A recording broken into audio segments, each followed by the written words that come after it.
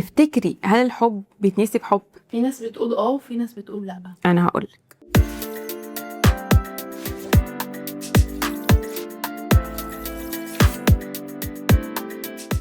ميرفت بقالها 2-3 كده بدأت تبقى كويسة تاني، الحياة رجعت طبيعية، بتضحك بتخرج، ما بقاش عندها أي مشاعر لا سلبية ولا إيجابية عن الشخص اللي فات. حتى لو الكلام اتفتح عنه ما عندهاش أي مشكلة إن هي تتكلم وما بتحملش أي ضغائن ليه، وده في الغالب اللي بنسميه تعافي، لحد ما يحصل بلوت تويست. يعني أنا بشوفه تاني أشهر بلوت تويست بعد البلوت تويست بتاع الكازانوفا اللي بيروح يعلق كل البنات وفي الآخر هوب بيطير. إيه البلوت تويست ده؟ واحد قابلها أعجب بيها وهي كمان بدلته شعور كويس، كلمة في ابتسامة في نظرة والسلامة لحد آخر الأغنيات. بدأت تحس إن هي تمام، وهو كمان كان شخص كويس جدا وواضح وصريح وراجل كما قال الكتاب، لحد ما طلب يتقدم لها أن.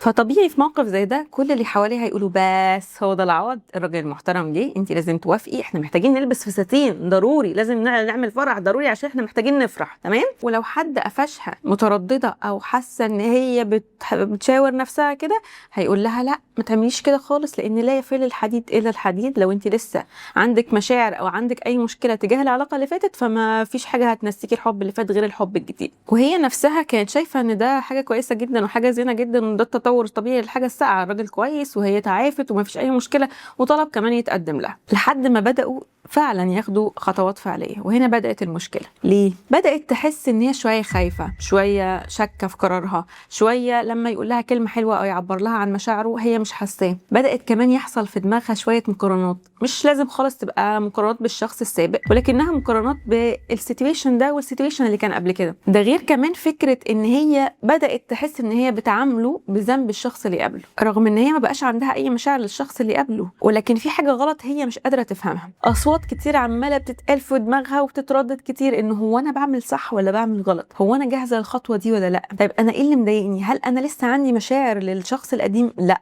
طب هل انا لسه بفكر في الشخص القديم، لا برضه، طب هل الشخص الجديد ده مضايقني في اي حاجه، لا برضه، لحد ما قررت تقول الاصوات اللي في دماغها دي ستوب يا ابني، انا مش جاهزه، ازاي وفين وليه وايه اللي حصل، الولد كويس وانت قايله ان هو كويس، وقلتي العوض وقلتي الدنيا تمام وان ده التطور الطبيعي لحاجه الساعه، ايه اللي حصل؟ اللي حصل كالاتي: في حاجه اسمها ريباوند ريليشن شيب او العلاقه الارتداديه. اغلب الناس بتعرفها انه العلاقه الارتداديه دي هي ان انا اخرج من علاقه ادخل في علاقه على طول، ولكن للاسف اللي الناس ما تعرفوش ان العلاقه الارتداديه ليها صور كتير جدا، منها الصوره اللي احنا بنتكلم فيها دي. مش دايما العلاقه الارتداديه بتبقى هروب. ميرفت في الحاله اللي زي دي هي فعلا كانت عايزه تدخل في علاقه وفعلا بتحاول تدي نفسها فرصه جديده، بس هي ما عملتش حساب ان هي مش جاهزه.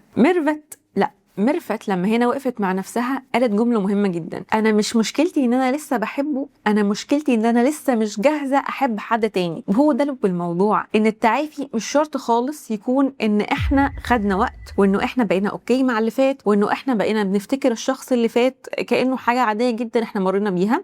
لا، التعافي مهم جدا يكون على المستوى الشخصي، انه احنا بقينا قادرين نحب حد تاني، او قادرين ندخل في علاقه مع حد تاني، قادرين لما ندخل علاقه جديده ندي زي ما هناخد. وهنا بقى إجابة سؤالك ان حتى لو الحب الجديد تأثيره حلو، هو مش شرط خالص يمحي الحب اللي قبله. احنا بنحتاج ان احنا نتعافى الاول ونقف على ارض صلبة علشان اصلا ندخل في علاقة جديدة. والفكرة هنا والمهم ان المشاعر في العلاقة لازم تبقى متبادلة. فحتى لو الشخص اللي قدامنا بيحبنا، انا كده كسبت الصلاة على النبي، ما هو بيحبني لوحده، انا مش عارفة ابادله الحب ده. فهنا فكرة ان الحب بينسي الحب، لا، مش صحيحة، وفي نفس الوقت مش المفروض تبقى صحيحة. لأن ميرفت لو خارجة من علاقة وهي اوريدي مستنزفة وفعلا لقت حد يحبها جدا وأغدق عليها بالحب، هي هتعمل إيه؟ ما هي هتنسى إزاي؟ إذا كانت هي ما بتبادلوش المشاعر.